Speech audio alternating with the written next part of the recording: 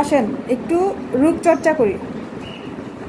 রূপচর্চা বলতে ন্যাচারালি বা প্রাকৃতিকভাবে যে ধরনের রূপচর্চাগুলো করা হয়, আমরা চন্দন মাখি, ডাল বাটা বা বেসন অথবা কাঁচা দুধ, বিভিন্ন কিছু মাখি আমরা মুখে, তাই না? যাতে বয়সের ছাপ না পড়ে অথবা স্কিন যাতে পরিষ্কার হয়, এই জন্য আমরা রূপচর্চা করি, তাই না? তো যে কোনো ধরনের রূপচর্চা করার আগে আপনার অ্যালার্জি লেভেলটা চেক করে নেবেন।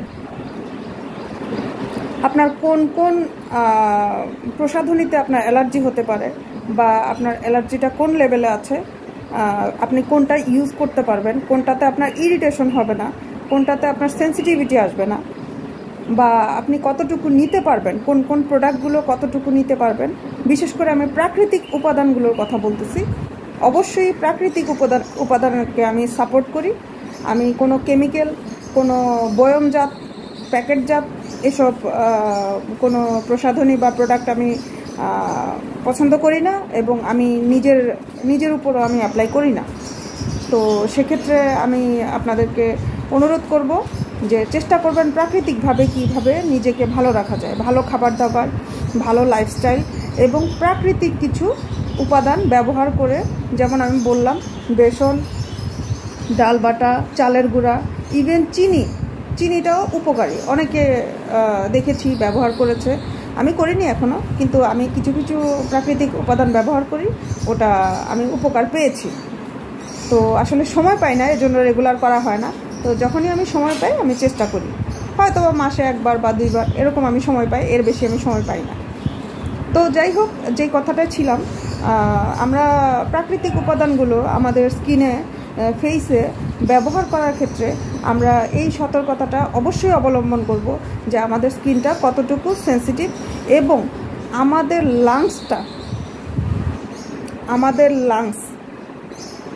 আমাদের শ্বাসতন্ত্র বা শ্বাস ফেলার যে আমাদের বডির ভেতরে যে মেশিনটা, ফুসফুস,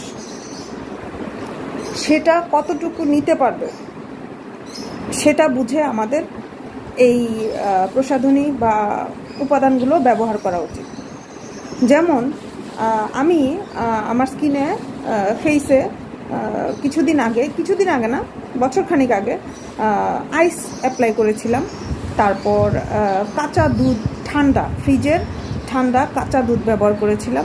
ইভেন মাঝে মধ্যে গরম বেশি লাগলে আমি ফ্রিজের ঠান্ডা পানি দিয়ে ফেসটা ওয়াশ করতাম, বা চোখে অনেক সময় সালাদ কুচি, মানে সবজি কুচি করে ওটা টিস্যুতে পেঁচিয়ে ফ্রিজে রেখে ওটা আমি চোখে দিতাম, চোখ বন্ধ করে, যাতে একটু ফ্রেশ লাগে। তো এটা করতে যে আমার সাথে কি হলো, আমার লাংসটায় ইনফেকশন হয়ে গেল। একদিনে না, তো অবশ্যই একটা লম্বা সময় ধরে এটা হয়েছে। তো আমি বুঝতে পারিনি। প্রথম আমার ঠান্ডা লাগতো, হাঁচি কাশি হতো, বা গলাটা একটু ব্লক লাগতো, হ্যাঁ, বা বুকের ভিতরে একটু শব্দ হতো। তো মনে করতাম যে এটা ডাস্ট অ্যালার্জি থেকে হচ্ছে, বা ঠান্ডা কিছু খাবার খাচ্ছি, বা আমার ডায়েটে কোনো প্রবলেমস আছে, এজন্য এটা হচ্ছে। কিন্তু আমি একটা সময় পর যখন নিজের স্কিনটাতে যখন অনুমানের উপরই, যখন নিজের স্কিনটাতে ঠান্ডা যেই প্রাকৃতিক ব্যাপারগুলো, জিনিসগুলো, ফ্রিজের যে জিনিসগুলো আছে ঠান্ডা বা বরফ, এগুলো যখন আমি ব্যবহার করা কমিয়ে দিলাম বা বন্ধ করে দিলাম, আমি দেখলাম যে আমার ঠান্ডার সমস্যাটা বা আমার লাংসের যে ইনফেকশনটা হয়ে গেছিলো, তো সেটা আস্তে আস্তে কমে যাচ্ছে। এবং আমি এই জিনিসটা কয়েকবার আমি নিজের উপর পরীক্ষা করে আমি দেখতে পেরেছি এবং বুঝতে পেরেছি। যেহেতু আমি ব্যক্তিগতভাবে ডাক্তারের কাছে একটু কম যাই, কারণ ওষুধের বিভিন্ন রিয়াকশন আসলে আমার মধ্যে অনেক ক্ষতি করেছে আর কি।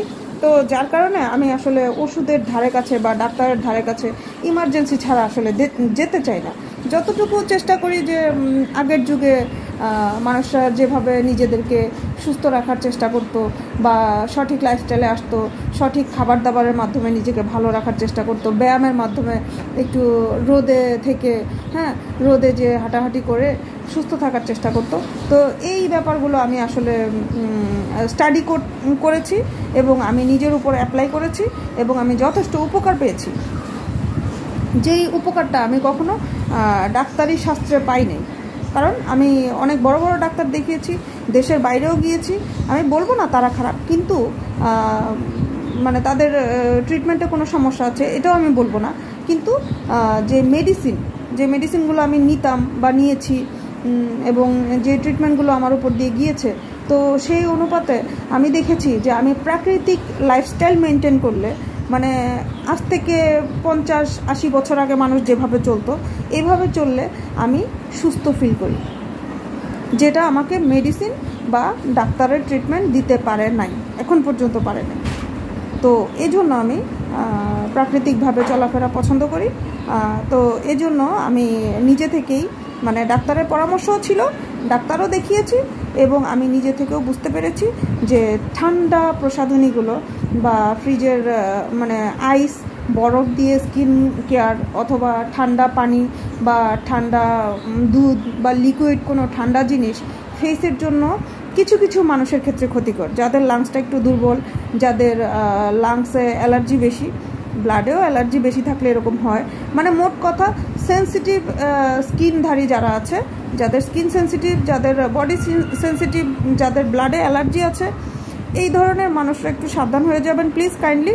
হ্যাঁ, কারণ আপনারা আপনাদের ফেসের জন্য চেষ্টা করবেন কুসুম গরম নর্মাল ঠান্ডা অথবা কুসুম গরম যে প্রাকৃতিক জিনিসগুলো আছে সেগুলো ব্যবহার করার চেষ্টা করবেন, তাহলে আপনারা অ্যালার্জি থেকে একটু দূরে থাকতে পারবেন, এমনকি আপনাদের লাংসেও প্রবলেমটা কম হবে।